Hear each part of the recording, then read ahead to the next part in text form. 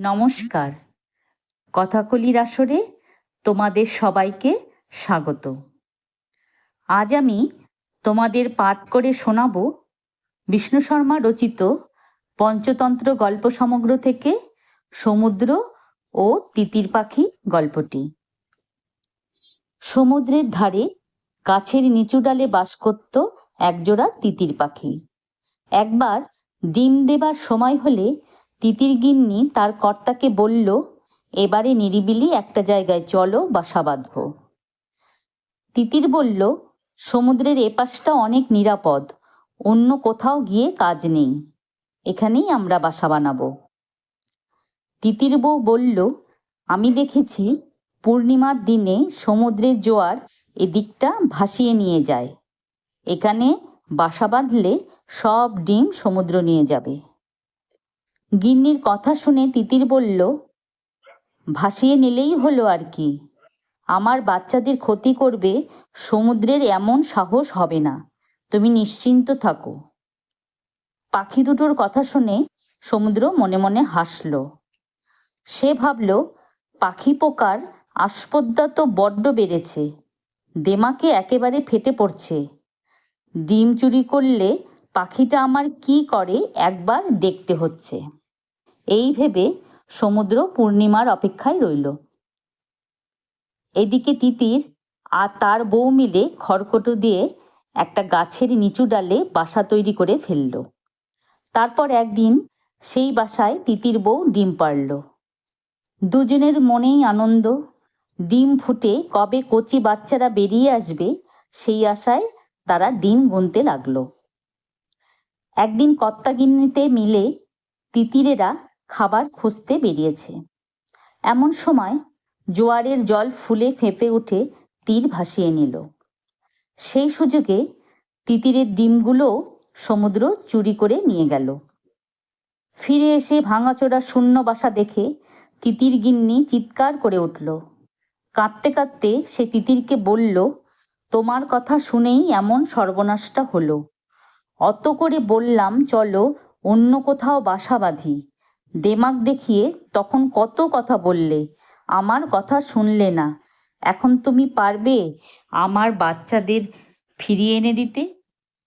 বউয়ের কথা শুনে তিতির বলল, তুমি দুঃখ করো না, দেখো এবারে সমুদ্রের কি দশা করে ছাড়ি, সব জল এখনই সিঁচে ফেলব। তিতির গিন্নি বলল, তবেই হয়েছে আর কি, ওই বিরাট সমুদ্রের সঙ্গে তুমি কি করে পারবে? শত্রু শক্তি কতটা না জেনে যে যুদ্ধে নামে সে নাশ হয়, জানো না? তিতির বলল, গিন্নি, উৎসাহই হলো সবচেয়ে বড় বল।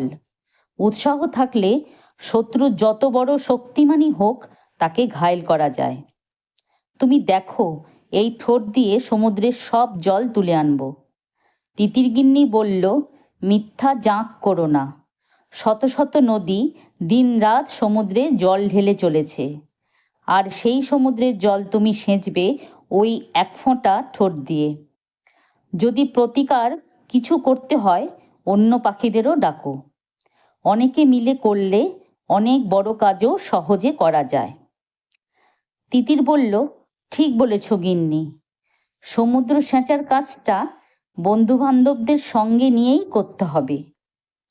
তিতির তখন বক, সারস, মাছরাঙা, হাঁস এমনি বড় ছোট সব পাখিকে ডেকে সমুদ্রের ডিম চুরির কথাটা জানালো। সব শুনে পাখিরা বলল, ভাই তিতির, আমরা সামান্য পাখি, সমুদ্র সেঁচার ক্ষমতা আমাদের নেই, সবাই মিলে চলো গরুরের কাছে যাই, তিনি আমাদের রাজা, তিনিই এই শত্রুতার বিহিত করবেন। এই পরামর্শ সকলেই মেনে নিল। তখন সমস্ত পাখি মিলে গরুরের কাছে গিয়ে বলল, মহারাজ, আপনি থাকতে সমুদ্র তিতিরের ডিম চুরি করে ফেলল, এর একটা বিহিত না হলে পাখিদের তো যে কেউ মেরে ফেলবে, এরকম চলতে থাকলে তো পক্ষীকুল ধ্বংস হয়ে যাবে। পাখিদের কথা শুনে গরুর সমুদ্রের ওপর ভয়ানক রেগে গেলেন।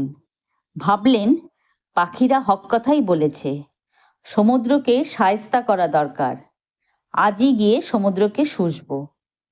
গরুর যখন তৈরি হচ্ছেন এমন সময় ভগবান বিষ্ণুর দূত এসে বললেন, ওহে গরুর, ঠাকুর আমাকে পাঠালেন তোমার কাছে।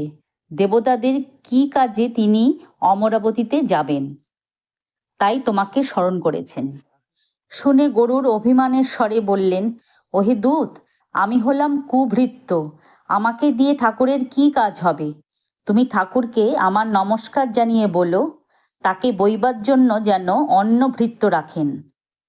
গরুরের কথা শুনে বিষ্ণুদূত অবাক হয়ে বলল, হ্যাঁ হে গরুর, তুমি তো কোনোদিন ঠাকুরকে এমন কথা বলনি। বলো তো ঠাকুর কি করেছেন যাতে তোমার এমন অভিমান হয়েছে? গরুর বললেন, ঠাকুরের বিশ্রামের জায়গা হয়েছে বলে সমুদ্রের এমন বার বেড়েছে, আজকাল যা নয় তাই করছে। সে আমাদের তিতিরের ডিম চুরি করে নিয়েছে। তিনি যদি তাকে শাস্তি না দেন তাহলে আমি আর ঠাকুরকে বওয়ার চাকরি করব না। এই আমার প্রতিজ্ঞা। যত তাড়াতাড়ি পারো গিয়ে ঠাকুরকে একথা জানাও।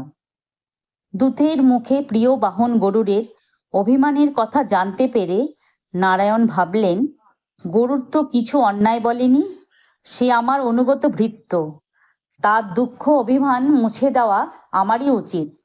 এই কথা ভেবে তিনি তখনই নিজে গরুরের কাছে চলে এলেন।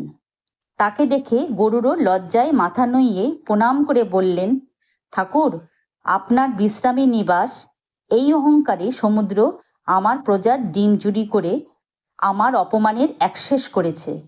কেবল আপনার কথা ভেবেই এখনো আমি সমুদ্রকে দাঙ্গা করে ফেলিনি। নারায়ণ বললেন, তুমি ঠিকই বলেছ গরুর, তোমার অপমান যে আমারও অপমান। চলো এখনই গিয়ে সমুদ্রের কাছ থেকে তিতিরের ডিম ফিরিয়ে আনব। সমুদ্রের কাছে পৌঁছে নারায়ণ তার ধনুকে অগ্নিবাণ জুড়লেন।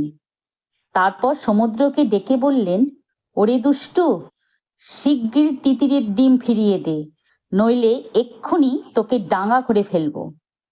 সমুদ্র তখন ভয়ে ভয়ে তিতিরের ডিম ফিরিয়ে দিল, আর তিতির খুশি হয়ে সেগুলো তার গিন্নির হাতে তুলে দিল। যদি তোমাদের আজকের এই গল্পটি ভালো লেগে থাকে তাহলে একটা লাইক ও আমার এই চ্যানেলটিকে সাবস্ক্রাইব করে দিও, যাতে তোমাদের জন্য আরও অনেক নতুন নতুন গল্প নিয়ে আসতে পারি। ধন্যবাদ।